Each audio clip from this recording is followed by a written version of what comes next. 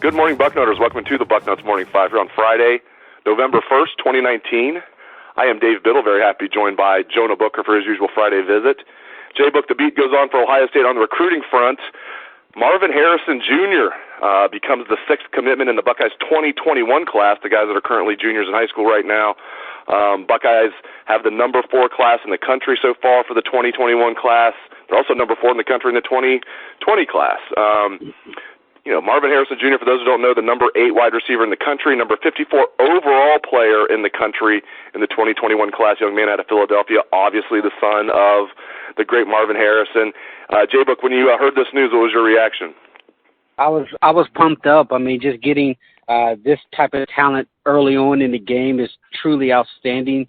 Once again, Hartline is blazing the recruiting trail. He's going to have another outstanding year if things continue this way because he still has a lot of other high-end wide receivers that he's on pretty heavy for the 2021 class. And just getting Marvin Harrison in the fold, a major talent, pulling him away from Penn State. And the thing that you really have to like is he did his southern tour of the SEC schools, LSU, and right after that he just committed to Ohio State. So you have to feel darn good about that. And the one thing that I really like about the news was you saw the guys that are in the class ahead of him with Julian Fleming and Guy Scott and some of the wide receiver parents congratulating Marvin and telling him welcome to the family. So just seeing that brotherly love from some of the other guys, including Michael Thomas with the New Orleans Saints, just welcoming him in the fold just shows you the type of brotherhood that Zone 6 and the Ohio State family has for their up-and-coming recruits. Well, the parents just want to be able to hang out with Marvin Harrison Sr. I mean, that's what that is. No, I'm kidding. No, the camaraderie is great. I mean, the camaraderie on the team this year is great. The guys, there's not cliques. I mean, they're just all together. And you see that with the parents, too. I mean, Ohio State, if they don't have the best parents association, they were the first ones to do it.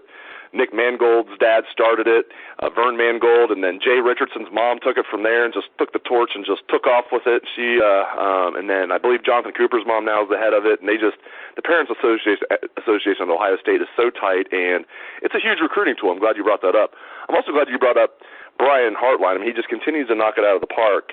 I want you to talk more about Hartline's wide receiver recruiting, both 2020 class, well, he's killed it there, and he's killed it in 2021 now, and how well Ohio State's doing recruiting the state of Pennsylvania. They get Julian Fleming, number 1 wide receiver in the country in the 2020 class, coming to Ohio State. Now 2 guys from the state of Pennsylvania, Kyle McCord, number 2 pro-style quarterback in the country, and now Marvin Harrison Jr. I mean, they're doing so good in the Keystone State. Yeah, it's a double whammy. Not only are you getting two major talents, actually 3 major talents through the last 2 classes, but you're also delivering a significant blow to Penn State. So that's the double whammy there, going into their backyard and getting some of these high-end recruits. And just Brian Hartline, the guy is a natural. I mean, the kids gravitate to him. If you see Guy Scott Sr.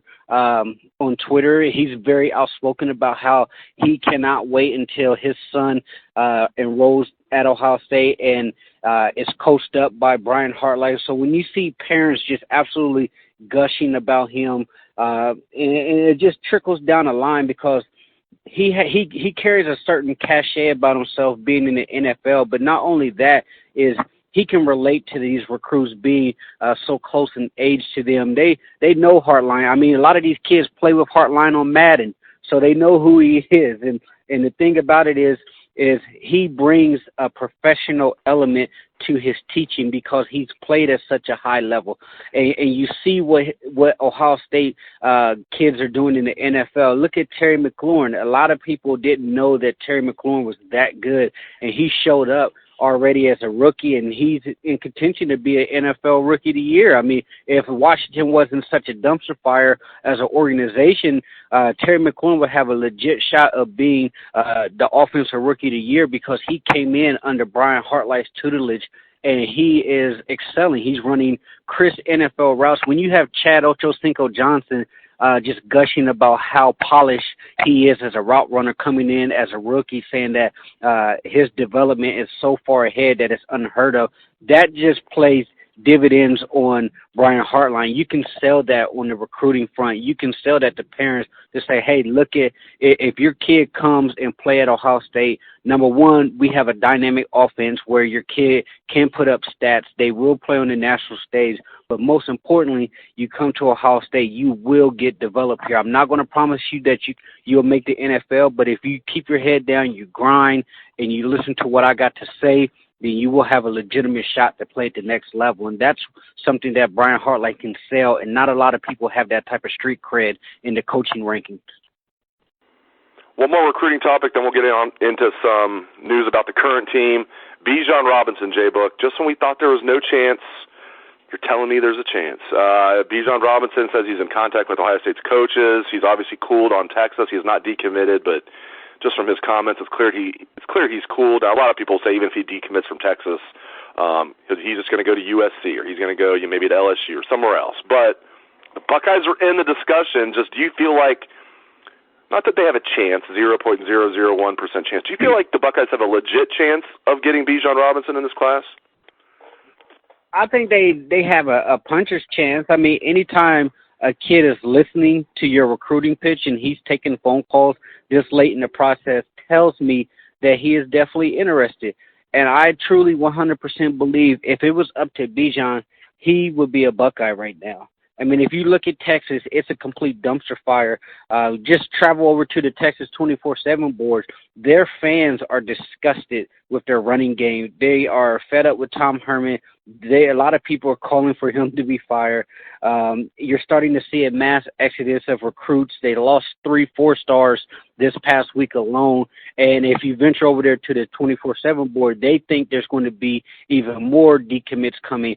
And if you look at their on-the-play field, there's a potential chance that they could drop a couple more games. And if that happens, then it's going to be a roaring dumpster fire down there in Austin. And you have to look at, Bijan, he openly admitted this week with the Blair Angelo article on 24/7 that he is listening to Ohio State commit Lathan Ransom, who's putting the bug in his ear to tell them that Ohio State is the place to be. I mean, if you're engaged to someone and someone and your fiance comes out and says that, hey, I'm listening to other people's pitch about why I should, move on and date this other guy, that's a major red flag in my book. So if the kid is out here saying that he's in contact with Ohio State and he's listening to pitches that Ohio State is the place to be, then that has to be a major, major concern on the part of Texas. But I know a lot of people have thrown USC out there. If you're going to go from one dumpster fire, why would you go to another one at USC where Clay Helton could be canned at any moment? What Ohio State brings to the table compared to Texas and USC, it doesn't even compare.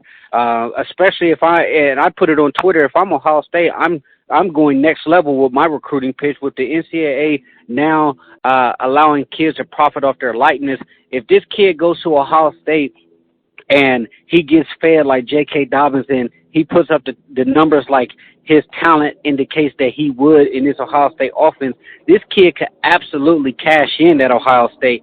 If I'm Ohio State, I'm selling that angle to them and telling his parents, like, hey, I understand that distance is an issue with you, but at the end of the day, this is a business decision. And the smart money is you go to Ohio State and there's going to be ample opportunity for the family to come out there and potentially be compensated for their kid playing at Ohio State under his likeness, because being on the national stage with the Buckeyes will have you in the limelight.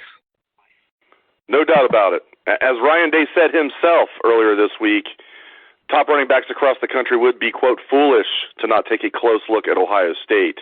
Speaking of Ryan Day, Dave, Dave, I'm glad you mentioned that, Do you think that was kind of a cryptic, little message out there to Bijan or some of those other high-end running backs? Because all of a sudden you saw, as Brian Day threw that out there, you saw Tony Alford coming out on social media yesterday throwing out several posts saying why you should come and be part of Running Back U and stuff. You think that was all calculated here? Because I find it very, very coincidental that as soon as he threw that out there, you start hearing a lot of chatter about Bijan still being in contact with Ohio State. Well, it's interesting because I asked the question. I asked the question. It was kind of like positive and negative question rolled into one, because it was just like the lineage of running backs here, going even before Ryan Day got here. When you look at Archie, everyone from Archie to Zeke, everybody in between, Eddie, Tim Spencer, Keith Byers, we could go on and on. So I was asking him about that, and I said, even last year, you're running the offense last year. You guys are shattering school passing records. You're shattering Big Ten passing records, even during that season. When everybody's like, oh, it's just a pass-first offense. What happens? J.K. Dobbins, over 1,000 rushing yards. Mike Weber, almost over 1,000 rushing yards. And then this year, what J.K. Dobbins is doing, and Master Teague, J.K. Dobbins for his career now is fourth all-time, behind only Archie Griffin, Ezekiel Elliott, and Eddie George. And I asked him, I said, after that big setup, just to kind of that would be my pitch to running backs right there as I'm talking to Ryan Day, all of this stuff that's going on. And then I asked him, are you surprised running back recruiting is not where you want it? And are you confident you guys will finish strong? And he lit up, and he gave that answer that you mentioned. And yeah, to answer your question, I do think that was a message to running backs.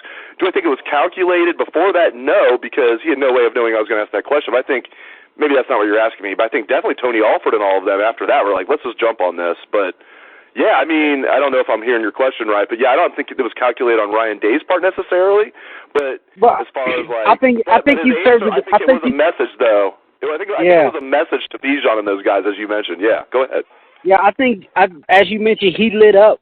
And I think he was probably hoping that somebody would ask that question so that he can really throw it out there, because you toss that one out there to him, and boom, hours later you have Bijan saying he had been exchanging text messages with Ryan Day on Tuesday, and then he's been in constant contact with them. So to me, if I'm throwing that out there with so much bravado as Ryan Day did, you have to feel good about where you stand with someone, or you're just out here just doing a heck of a sales job.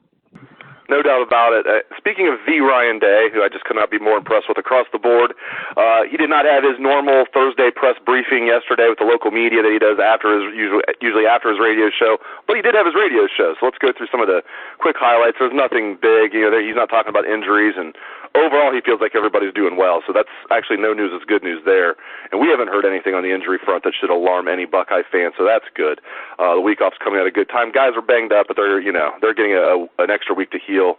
A guy I want to talk about that Ryan Day talked about a lot on the show yesterday, Jay Book, is Tommy Togiai. He continues to come on. I think we were all high on him coming into the season. We all know he's the strongest guy on the team. And he asked, what's he the strongest in? And then the players are like, everything. It's just funny when they talk about Tommy Togiai. They're almost like offended that you're asking, who's the strongest guy on the team? They're like, duh, obviously Tommy Togiai. But it was fun hearing Ryan Day just go on and on about how Tommy Togiai is playing. And he's, by the way, everybody, he's talking about a backup defensive tackle, really their third-string nose guard, which is unfair to say he's a third-string nose guard, but they're playing Devon Hamilton, Robert Landers, Tommy Togiai all at that spot. My God, are they stacked there, and Tommy Togiai's coming on, Jay Book. Yeah, if you watch that Wisconsin game, he played outstanding. During probably the third quarter of that game, I had tweeted out in the middle of that game that Big Tom was kicking the absolute dog crap out of Wisconsin center. Like, he was blowing this guy back off the football. And if you can have a guy in the middle like that is that disruptive, that brute strong, that when he fires off the football, he's blowing offensive linemen's back, it really throws off what the running backs and the quarterbacks are trying to do when you start getting that type of pressure up front. I mean, he's an absolute man-child. The guy that I would compare him to is Haloti Ngata. He just has that type of game in the middle to where he can be an absolute force. He's not going to get all the stats as far as the sacks and a ton of tackles, but just his presence in there being that disruptive and being that rock solid, it's a great luxury to have, considering he's playing behind the other guys that are going to be having their names called on the NFL. But just seeing how talented he is, you have to feel pretty good about his future. Yeah, last thing that I want to touch on here, J-Book, I mean, another thing that Ryan Day continues to talk about is just, and I love this, they're not shying away from these high expectations. They're embracing it. You know, he's telling his guys, you know, this stuff does not come around every year. This stuff doesn't come around, for a lot of people in their lifetimes. Like, just, embrace it and keep working hard, do everything that but don't, shy away from it. And I love that attitude of, just him telling his guys, these opportunities do not come around very often. Make sure you embrace it. Yeah, and this team, they're obviously feeding off that. I've been thoroughly impressed the way this team's attitude has been this year. I said it early on. I felt like the team is actually playing to their potential. I always felt those last couple of years under Urban Meyer, the teams were immensely talented, but they always left a little bit in the tank. I think Ryan Day and his coaching staff is squeezing every ounce of juice that they can out of this team. And if you listen to the players talk, they feel that they can get even better. I mean, Justin Fields post-game Wisconsin said that if the weather wasn't bad, they were going to drop 50 on Wisconsin. And a lot of people will say, well, that's a cocky statement. But no, to them, in their mind, that's a fact. They feel like if they had better weather, they'd have put 50 up on them. And the confidence and the swagger, it comes from the top all the way down to the bottom. It starts with Ryan Day and his coaching staff, and it goes all the way down to the walk-ons. They feel like when they play their game that they can't be beat. And whenever you have a team that has a killer mentality combined with the talent, that is a dangerous, dangerous recipe. That's why I said it last week. I want the SEC. Give me Bama. Give me LSU. We want all the smoke, Dave, because if Ohio State sees any of those SEC teams, they're going to give them all that they can handle. And the SEC boys know it. The narrative about Ohio State has drastically changed because they see a team that is playing with their hair on fire, that is incredibly talented, and they know with that defense that the Buckeyes have, if they can slow down, they have the ability to slow down any of those SEC teams, but Ohio State has the offense to also get in a shootout, which is a neutralizer. They're the most complete team in college football, but they're also playing as one of the most angry teams in college football. No, I love it. I'm glad the guys are getting a week off to rest, but the only thing bad about tomorrow is the Buckeyes are not playing football. But, again, it's probably good for the long haul. Great stuff, as always, from Jonah Booker. Really appreciate it, J-Book. And thanks to all our listeners out there for tuning in to the show. Hope everyone has a great day and a great weekend. Let's hear the Buckeye swag, best damn band in the land.